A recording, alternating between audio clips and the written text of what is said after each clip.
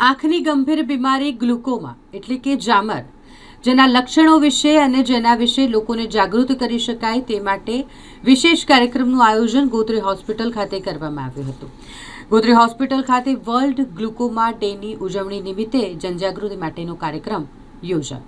આ બીમારીને કઈ રીતે માત આપી શકાય અને દ્રષ્ટિને બચાવી શકાય તે માટે હોસ્પિટલ દ્વારા આખું સપ્તાહ જનજાગૃતિ અભિયાન ચલાવવામાં આવ્યું છે. ગોત્રી હોસ્પિટલના સુપ્રિન્ટેન્ડન્ટના માર્ગદર્શન હેઠળ આ જનજાગૃતિ સપ્તાહનું સુંદર આયોજન કરવામાં આવ્યું, જેમાં આંખ વિભાગના વડા ડૉક્ટર અશ્વિની સપરે દ્વારા હોસ્પિટલમાં આવતા દર્દીઓને આ બીમારીના લક્ષણો, નિવારણ અને સારવાર વિશે ઊંડાણપૂર્વક માહિતી આપવામાં આવી. તેમણે જણાવ્યું કે જામર એ આંખનું સાયલન્ટ કિલર છે, જે કોઈપણ ચિહ્નો વગર દ્રષ્ટિ છીનવી શકે છે. 40 વર્ષથી વધુ ઉંમરના વ્યક્તિઓએ વર્ષમાં એકવાર આંખના દબાણની તપાસ કરાવવી અનિવાર્ય છે.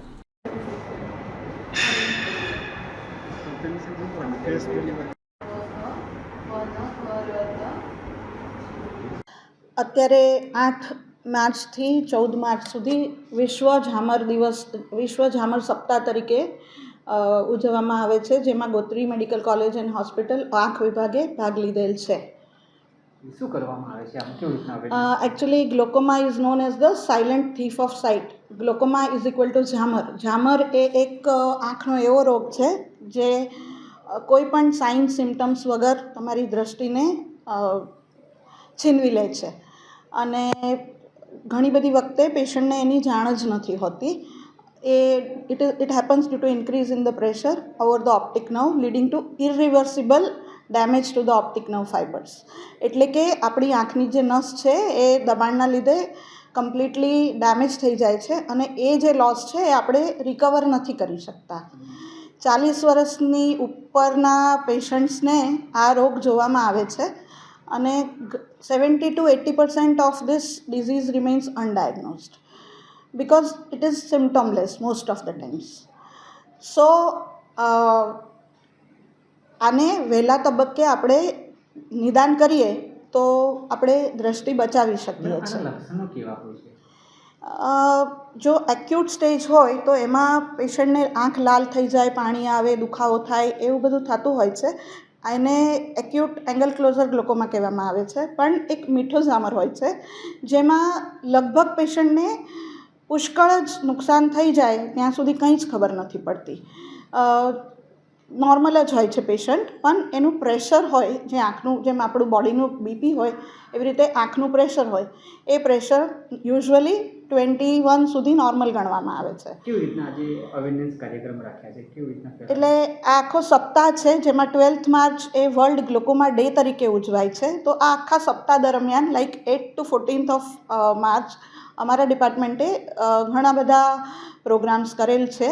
જેમ કે મંડેના અમે 4 કોલેજીસના રેસિડેન્ટ ડૉક્ટર્સને ભેગા કરીને એક અવેરનેસ ટોક, રેસિડેન્ટ્સને હેલ્પફુલ થાય એવું એક કન્ટિન્યુઇંગ મેડિકલ એજ્યુકેશનનું આપણા વડોદરા શહેરના ગ્લોકોમા સ્પેશિયાલિસ્ટને બોલાવીને એમનું લેક્ચર લેવામાં આવેલ અને SSG કોલેજ, પારુલ ઇન્સ્ટિટ્યૂટ, ધીરજ, ત્યાંથી બધા જ પોસ્ટ ગ્રેજ્યુએટ સ્ટુડન્ટ્સ અહીંયા આવ્યા હતા અને વી કન્ડક્ટેડ અ સેમિનાર.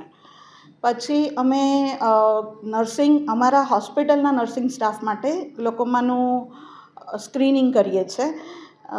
જેમ કીધું કે આ રોગ હોય તો બી સિમ્ટમ્સ નથી હોતા તો એ મિસડાયગ્નોઝડ અથવા અંડરડાયગ્નોઝડ રહે છે. તો એમના માટે સ્પેશિયલ આપણે આ સ્ક્રીનિંગ ડ્રાઈવ કરી છે. તે દરેક નર્સિસને અમે ઇન્વાઇટ કર્યા છે અને વી આર સ્ક્રીનિંગ દેમ. આજે 5th ડે થયો છે. ઘણા બધા નર્સિસે આનો લાભ લીધેલ છે. પછી સ્ટુડન્ટ્સને પોસ્ટર કોમ્પિટિશન રાખીને પ્રોત્સાહિત કરેલ છે.